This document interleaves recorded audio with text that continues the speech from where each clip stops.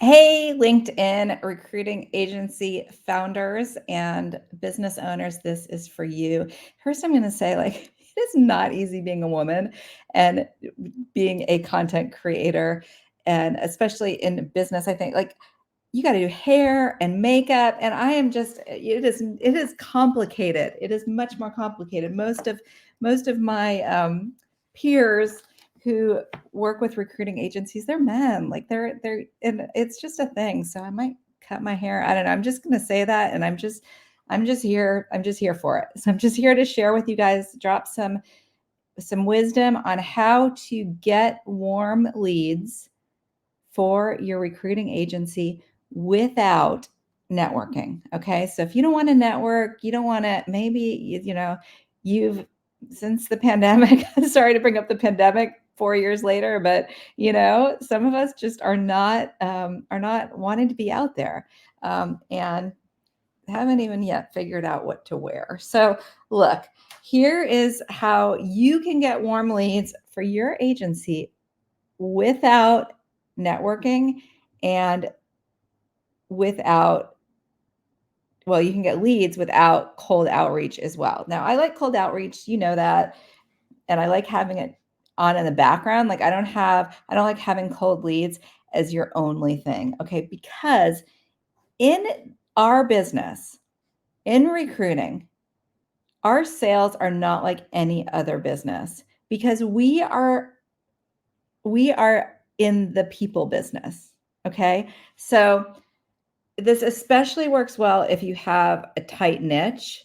My niche was title insurance people, and we sold at the beginning, getting some biz dev, and you need some biz dev at the very beginning. But my actual very first client, who became my biggest client, and we thought it was going to be another client because we had a personal. My dad was actually introduced us to the senior HR people at Chicago Title. We're like, oh, this is going to be great. They were a client, but they weren't our biggest first client. Our biggest first client literally came from my doing a reference check. Okay, so that's one thing, is always ask. People might not give them to you right away. They might not give them to you until they're in final stages, but they might. They just might give you that. So always ask. When you've got good candidates, always ask, who are the last 3 people you worked for? One question that you're going to ask anyway in your interview, or that I ask, is who are the your last 3 managers, and what will they say about you when we call them for a reference? So using that tactic, or it's even like exploratory, you can get so much information from that. And not like you're gonna, don't abuse it at all, but you're gonna start to get some names of hiring managers. Okay, so this is one thing. Candidates have clues.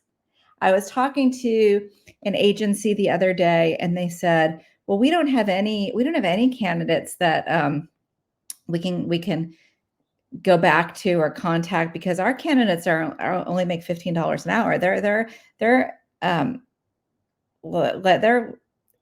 light industrial workers. They don't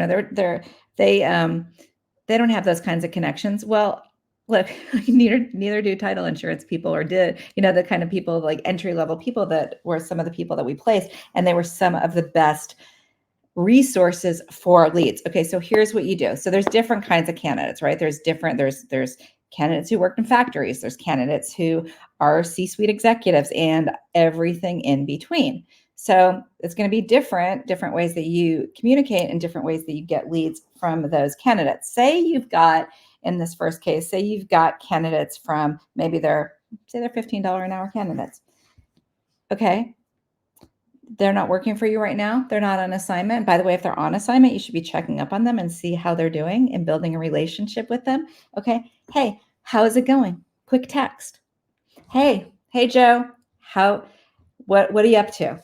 Okay. Say Joe is not working for you now. Joe is a solid candidate, and he's been on contract for you. Okay. This is especially great with staffing and contractors, because you're going to be able to know, because if people typically work as contractors, then they go to other contracting jobs. So guess what? You're going to find out who else is hiring contractors. So you want to, as an agency, you want to keep in touch with solid candidates and clients, even when you don't need, especially when you don't need something from them. So, hey, how's it going? Where are you working? What have you been doing since? The person said to me, well, they've been in business since 2007. No, we don't have any warm leads with candidates. No, there's so many, there are so many warm leads there from, you can look through just your ATS. And if you don't have an ATS, there's some way that you've tracked, you have payroll records. Okay. So you have some kind of records of your candidates.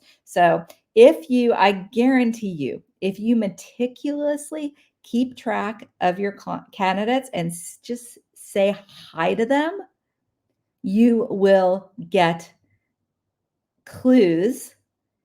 You might get business, but at the very least, you're going to get clues to know who's hiring that kind of person. And this is one of the reasons why you want to niche down, because everything is so connected that you're going to be able to connect the dots, because that is what is essential to building a really strong agency. So, okay, that we talked about candidates, maybe like $15 an hour type candidates. Okay.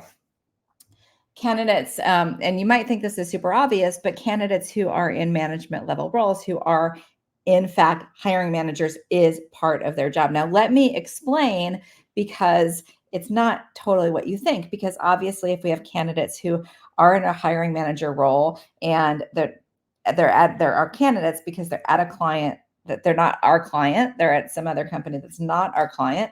So that's obvious, right? Like, hey, can we help you? How can we help you? What do you need?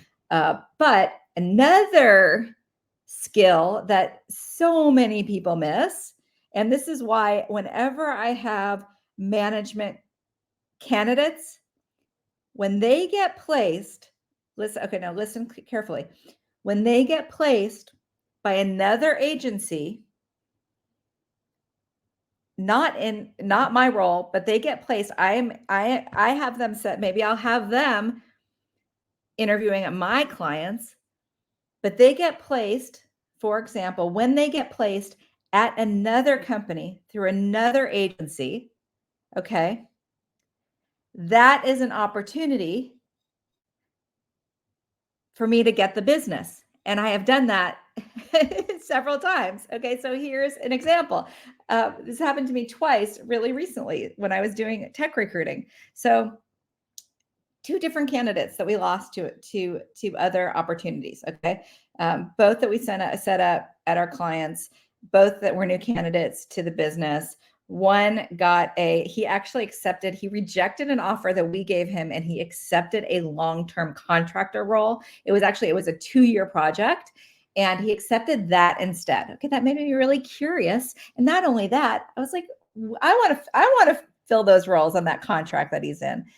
So something they're doing right. This was a fantastic candidate, and he rejected a really good full-time job. He was in a full-time role to get this contract role. So I'm like, that sounds like a really juicy contract. I want that contract. I got it. And here's what I did. I kept in touch with him. I just kept in touch with him and said, hey, how's it going?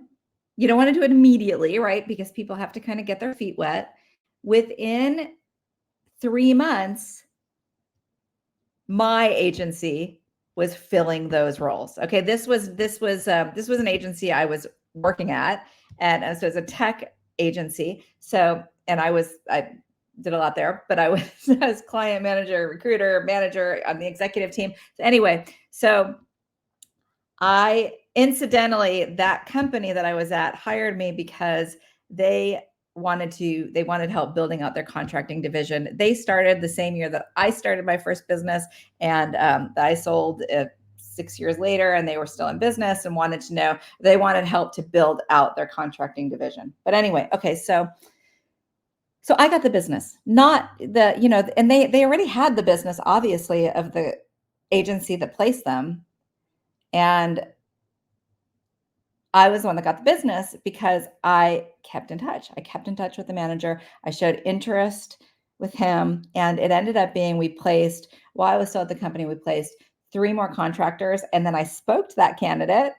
I'm not with that company anymore, but I spoke to that candidate, and the contract lasted a lot longer than we thought it would. And they were solid. Like they were like $75 spreads an hour. So if you do the math and you are making $75 an hour on a contract or on multiple contractors in on a 3-year project, that's some serious cash. Okay. Another example of that was another client of mine who same situation, set him up for 3 startup CTO interviews. He ended up getting another job through a different agency. I got the client. We did both contracting and direct hire with that business. So the point is most agencies do not, and this is also a reason when you place your candidates, stay in touch with them and keep the relationship. You want to be the one to nurture that relationship, because if the agency that placed them isn't nurturing the relationship, you can just swoop right in there and get that relationship. Okay, so that's we talked about past candidates. Okay, there's let's see, there's 3 other methods of getting. This is how to get warm leads without networking. If you just did this, you could just do this and scale your agency. You could just do this and get new business without any kind of cold outreach. Okay. If you follow these steps, because I don't care if you're new to recruiting, you have connections. Okay. Everybody has connections. Every human on this planet has connections. Well, I guess not babies, but you know what I mean? Like anyone who's on LinkedIn, if you are here and listening to this, you have connections. Okay. So another way to get clients get warm leads without networking is past clients. Okay. This might sound really obvious, and it is, but sometimes the obvious things are right in front of our face, but we don't see them. I talk to recruiting founders every single day who are struggling. And when I say things like this, they're like, oh, I just paid a lead gen agency. I just signed a contract with a lead gen agency. I'm paying them $12,000 a month. And I didn't even think about that. I didn't even think about my past clients. Hello.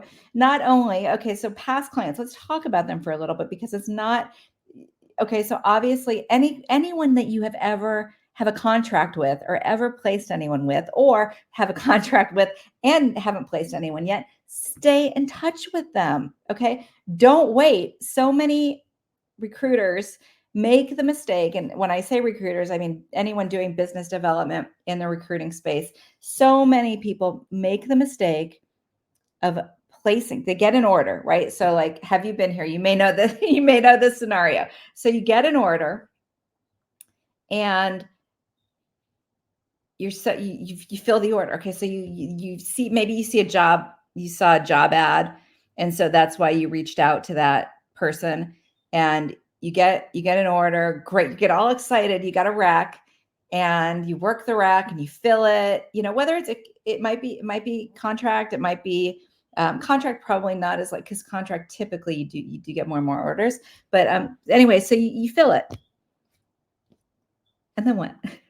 Most people wait. Most people literally fill it and then wait, and have no system for continuing to stay in touch and reaching out to the client. Well, a lot of things are going to happen in that space. Okay. One thing is you ignore that person. Okay. So that person, you put the person in the role, you ignore it, and you wait and just, think, well, they're going to tell me when they have an order. Okay.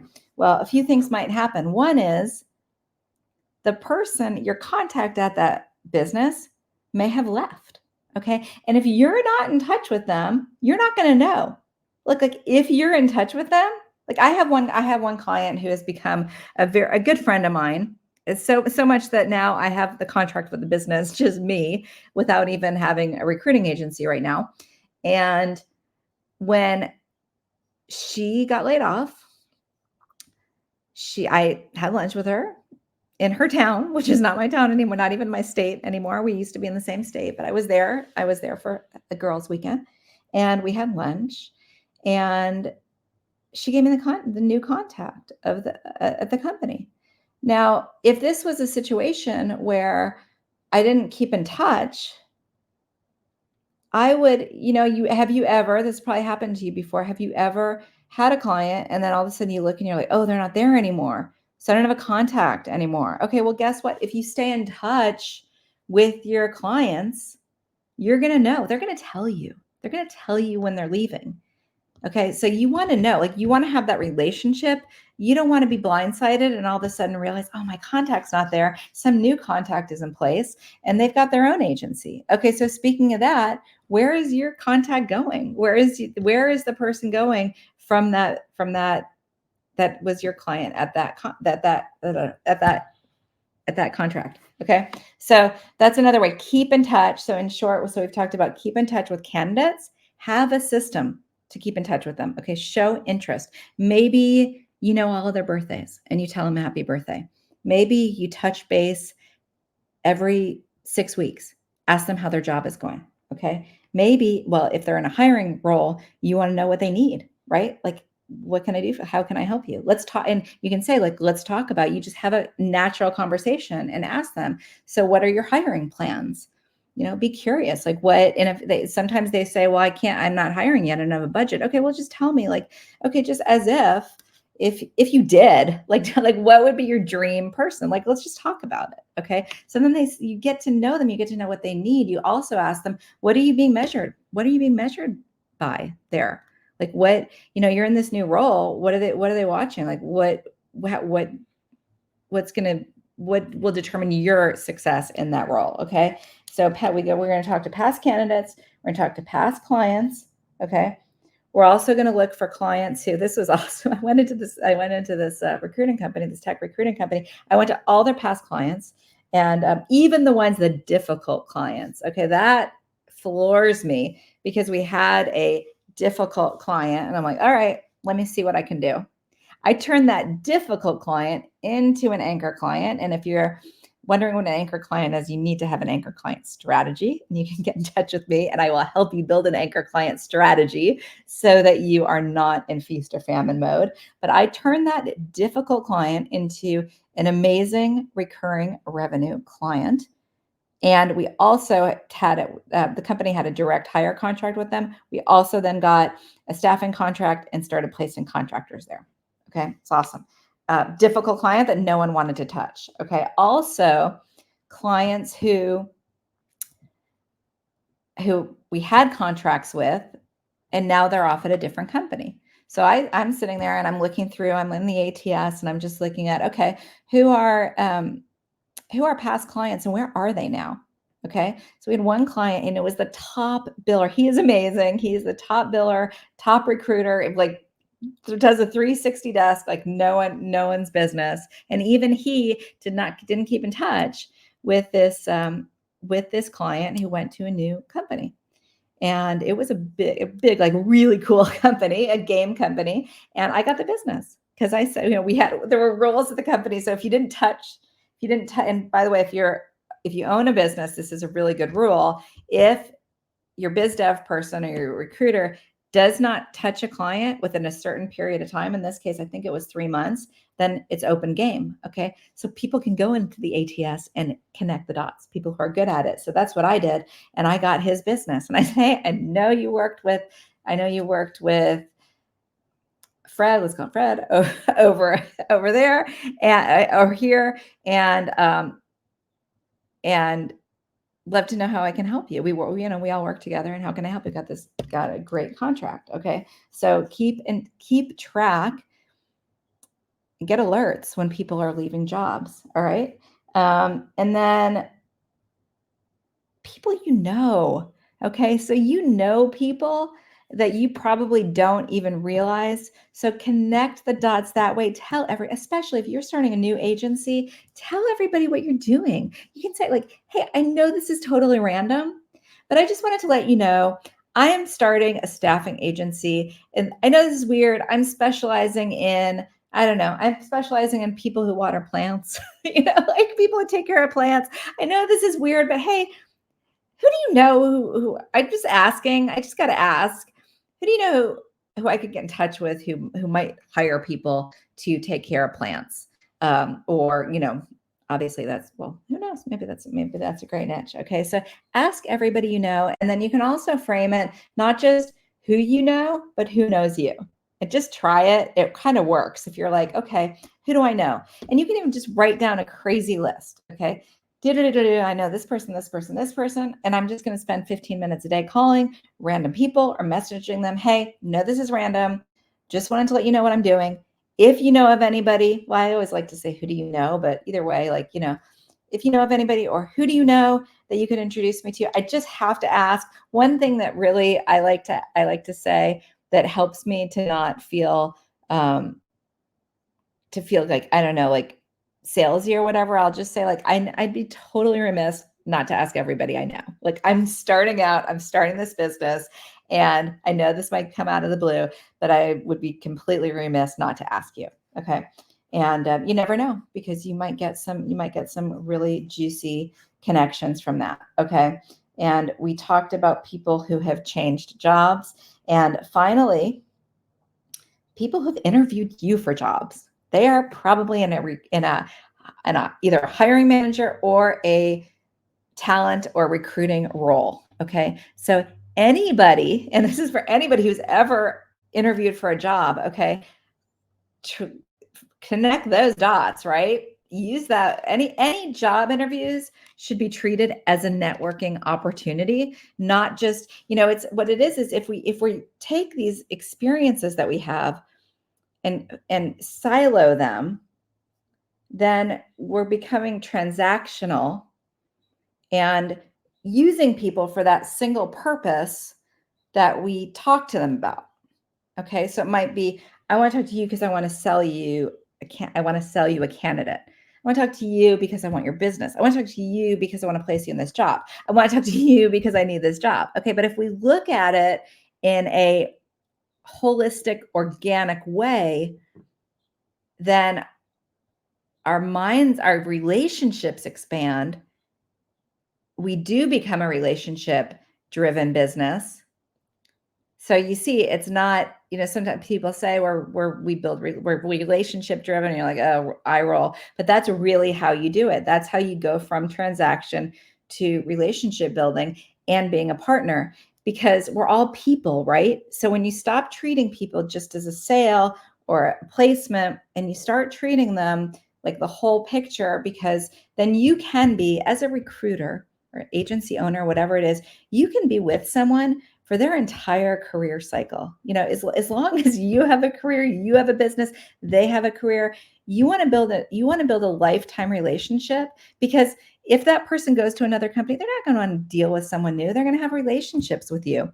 So those are the ways that you can turn warm leads, or you can find warm leads without going out there, without networking. I like to network. I'm not going to lie. I like it all, right? Like I have a whole, what is it? Like a quill, not a quill. What do you call the, where you have your bows? Is it a quill? With all these tools, all these ways to get clients and to help people. So those are some ways, just to recap. And if you have any questions, I don't know, it's asking questions now, but if you have questions, ask them later. Comment. I'd love to hear, what are your tactics? What do you do to build relationships with people? Where have you found your best warm leads? And try it this week. If you are in any kind of business development capacity at a recruiting or staffing agency this week, look at, okay, write this down, take notes. Where are my warm leads? Okay. And if that doesn't pop, never say like something like, I don't have any warm leads. Instead, come at things with curiosity and ask the question, how do I find my warm leads? How do I unlock my warm leads? Okay. And then you start looking, and even just start with one thing. And if you can't come up with something, just start with calling. You can text. Okay. Texting is great. I love texting clients. It's awesome. They always reply. So text or call. Hey, it's Diane, it's John, whatever your name is, just calling to say, hey, what have you been doing? What do you think the market's like? What's new in fill in the blank? What's new in watering plants? want to know, curious. So do that this week and come back and let us know how it goes. Thanks everybody for watching my live, and follow me for more and ask questions and comments. Any questions you have about recruiting. I know I'm only supposed to give one call to action, so I'll stop. But anyway, bye.